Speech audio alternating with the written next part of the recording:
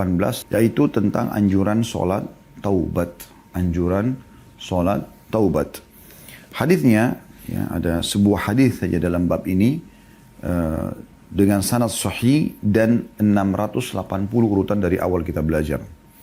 Berbunyi dari Abu Bakar As-Siddiq radhiyallahu anhu, dia berkata, aku mendengar Rasulullah sallallahu alaihi wasallam bersabda, "Ma min rajulin yudhnibu dhanban, thumma yaqumu fayatatahhar, thumma yusalli, thumma yastaghfirullah, illa ghafarallahu lahu, thumma qara hadhihi al-ayah."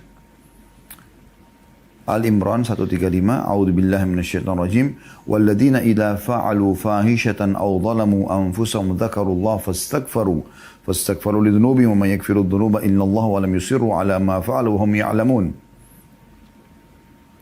Artinya, tidaklah seorang laki-laki melakukan dosa, kemudian atau seseorang melakukan dosa, kemudian dia berdiri dan bersuci. Lalu sholat, kemudian memohon ampun kepada Allah, kecuali Allah akan mengampuninya.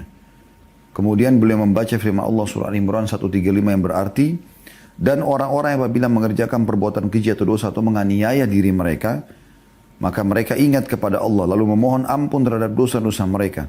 Dan siapa lagi yang dapat mengampuni dosa selain Allah? Dan mereka tidak meneruskan perbuatan kejinya itu sedang mereka mengetahuinya. Diriwayatkan oleh Tirmidzi dan dia mengatakan hadits hasan. Abu Dawud, An-Nasai, Ibnu Majah, dan Ibnu Hibban juga mengatakan sahih. Dan Al-Baihaqi berkata, "Thumma yusalli raka'atain," kemudian dia sholat 2 rakaat. Maksudnya jumlah rakaatnya 2. Dan disebutkan oleh Ibnu Huzaimah dalam sahihnya tanpa sanad, dan dia menyebutkan di dalamnya 2 rakaat. Hadis ini memberikan pelajaran kepada kita. Yang pertama adalah bahwasanya manusia tidak luput dari dosa, gitu kan. Oleh karena itu Allah Subhanahu wa taala memudahkan dalam syariatnya agar membuka pintu pengampunan. Apakah itu dengan istighfar lisan, ya, apakah itu dengan meninggalkan dosa itu dan berjanji sama Allah tidak akan mengulanginya, dan dia bisa menyempurnakan dengan sholat. Dan kita sudah menyebutkan 2 sholat mirip semua ini untuk pembersihan dosa, ya. Sholat tasbih tadi dan ini sholat taubat. Yang kedua, bagaimana kemahamurahan Allah Subhanahu wa taala, ini mutarakkib dari hadis. Bagaimana kemahamurahan Allah Subhanahu wa taala, Allah mudahkan sekali dengan tadi sholat tasbih yang kurang lebih mungkin 15 sampai 20 menit bisa dibersihkan semua dosa kita, ya, seluruhnya tanpa terkecuali termasuk kecil dan besar.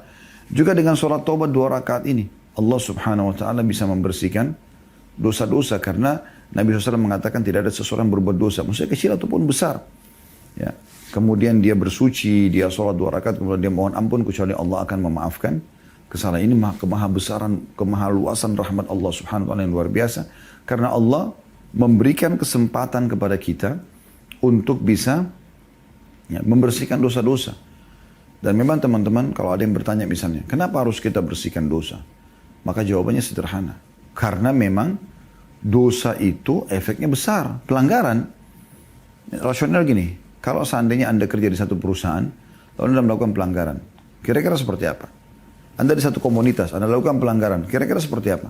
Tentu akan sangat terancam, bisa tidak lagi bersama dengan komunitas itu, bisa hilang fasilitas yang tadinya ada pada saat Anda menjadi seorang anggota, apakah itu staf pengajar di satu instansi, apakah pegawai di satu perusahaan, Anda akan hilang fasilitas tersebut karena melakukan pelanggaran, kan begitu.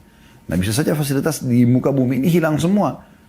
Allah berikan Anda oksigen gratis, mata Anda bisa berfungsi, ya, gratis, telinga bisa mendengar gratis, semuanya ini Allah berikan kenikmatan yang luar biasa. Nah, Allah bisa angkat semua itu.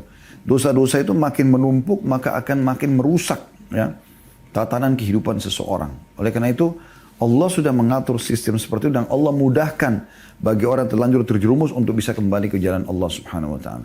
Dan ini kemudahan-kemudahan yang luar biasa yang jangan sampai luput di antara kita, ya. Orang yang bertanya lagi, apakah saya boleh sholat taubat setiap hari? Maka Anda lihat, kalau Anda buat dosa, Anda silakan lakukan.